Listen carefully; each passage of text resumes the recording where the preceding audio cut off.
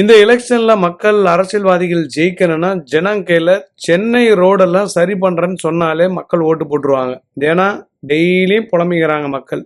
குண்டும் குழியுமா இருக்குது. காலையில் இருக்கிற ரோடு சாயங்காலம் இருக்க மாட்டேன்தான். அதனால அரசியல்வாதிகள் ஆளக்கூடிய அமைச்சர் பெருமக்கள் டூ வீலரில் ஒரு நாள் சென்னையில் ரவுண்ட் அடிக்க சொல்லுங்க. சந்து சந்தா போய் எவ்வளோ கஷ்டம் தெரியும்.